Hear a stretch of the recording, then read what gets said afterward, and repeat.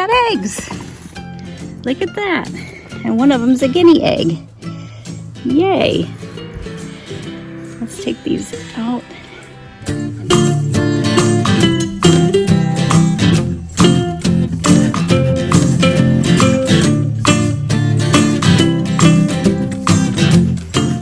Hi everybody, it's Flip Flop Mountaineer coming to you from the homestead today. We're expecting some rain, so I'm just out and I was feeding the chickens and checking for eggs. And I thought I'd pop on to tell you something I'm learning this week. And it has to do with on-grid versus off-grid right here in Polk County, Tennessee.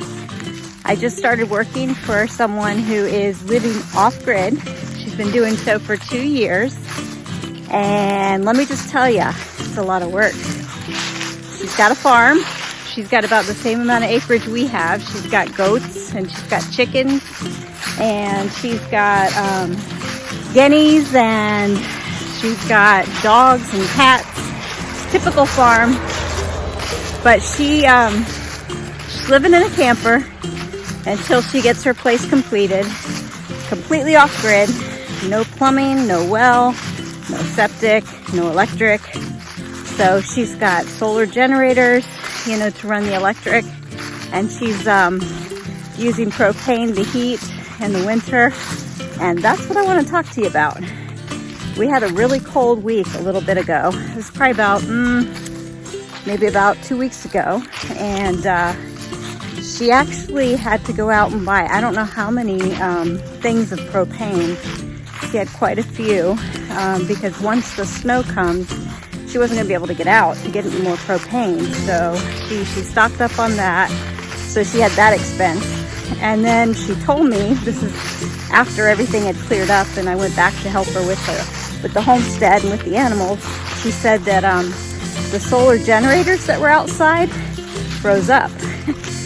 So she not only, you know, had to go through all that propane to heat her place up, but, you know, the solar generators that she relies on for power froze in the winter weather that we had here in Polk County. And typically we don't get that cold, but we did have a snap where it was about a week and a half worth of super cold weather. Might have even been 2 weeks, but she actually did not have power. So the smart thing though, if you are going to do off-grid, that she did, which I thought I'd share, which was interesting to learn, is she bought a hydrant pickup truck that has a plug in the back. So in an emergency, she can plug in a limited amount into the back of her pickup truck. Of course, she has to run it, you know, not the whole time. It'll cut on and off, but that's kind of how she's living. So when she goes to give water to the goats and the chickens, she does have some tanks that are out there, but all those froze, so there was no water in the tanks for the animals. So she would have had to have gone down to the river, which, you know, it was icy and cold, to get water for the animals because it was freezing. You know, their tanks had frozen where the water was coming from. So I'm just here to share, just sharing information, sharing what I'm learning.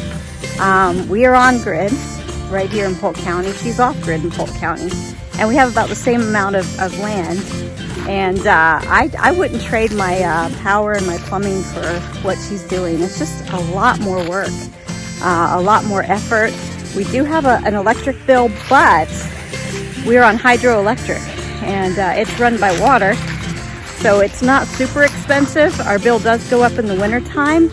So in the winter, you know, we will use our wood-burning stove, which we enjoy using, but there's times when we have to leave during the day to go somewhere, and we can't always use the wood-burning stove, so we do have to use, you know, alternative sources. We have a split system.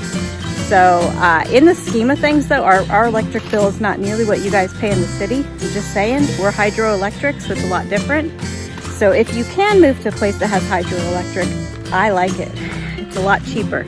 So yeah, learning about off-grid living here in Tennessee as opposed to what we have, which is on-grid.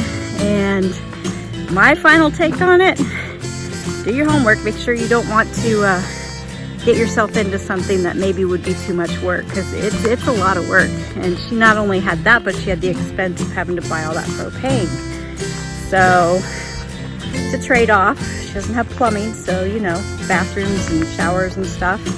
So right now she's using one of the fitness centers in town to take showers and all that. So she's not washing her clothes there, so she has to take that somewhere to get the clothes and laundry done. So I'm putting it out there. I'm learning here in Tennessee, the off-grid lifestyle as opposed to on-grid. And I'm just gonna say my vote is to do on-grid. We're on well, we're on septic, and we have, you know, electric obviously. But the only bill we have is the electric bill. We do have to get the septic pumped, you know, every once in a while, but it's not too bad. So I'm just sharing information. She's got goats, she's got chickens, about the same amount of land. And man, I think she's spending just as much as we are because of what she has to do when it gets cold. So, Flip-Flop Mountaineer, thought I'd catch up, like and subscribe so we can have more of these chats. I just wanted to kind of share the difference between on-grid versus off-grid here in Polk County, Tennessee, and let you know what I'm learning as I do my homesteading myself here. So anyway, enjoy this video, like and subscribe, and I appreciate you guys watching, and share it with a friend. All right, Flip-Flop Mountaineer. Arthur, you want to say anything? Huh? You want to say anything? No? Okay. All right, I'll see you tomorrow.